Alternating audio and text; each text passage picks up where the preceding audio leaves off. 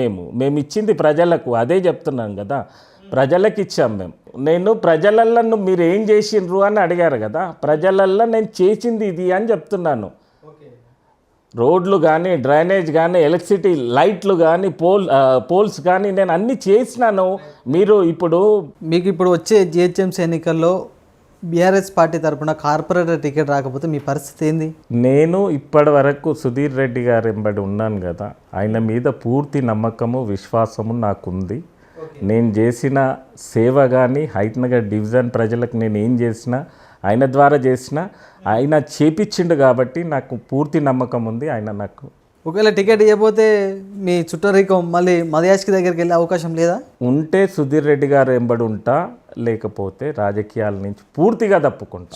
Sure. ఇది ఇంకా మీరు ఎప్పుడు వచ్చి అడిగినా ఇదే మాట ఉంటుంది. నా మాజీ కార్పొరేటర్, బీజేపీ పార్టీ మాజీ కార్పొరేటర్, తాజా కార్పొరేటర్ డివిజన్ను అన్ని విధాలుగా అభివృద్ధి చేసిన, అనేక కోట్లు తీసుకొచ్చి అభివృద్ధి చేస్తున్నా అనేసి చెప్తున్నారు. ఇది వాస్తవం అంటారా? కాదండి, అది వాస్తవం అయితే ఇప్పుడు డివిజన్ ఈ డివిజన్ ఇడిచిపెట్టేసి ఉమ్మడి డివిజన్లు ఉన్నాడేమో, కానీ హైతనగర్ డివిజన్ ఇడిచిపెట్టి హైకోర్టు కాలనీలో నిల్చుంటా అని ఎందుకు అంటాడు? ఎవరంటారు?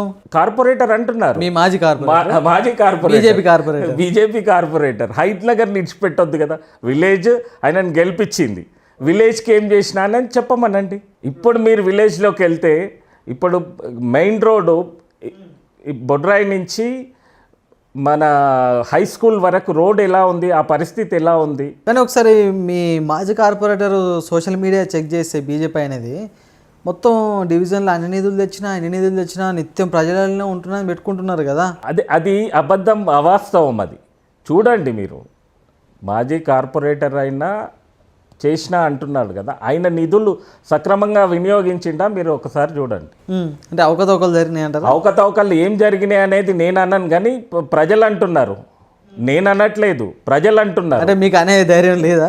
అనే ధైర్యం అని కాదు, ప్రజలు అంటున్నారంటే ఇంక మీరు ఆలోచించండి.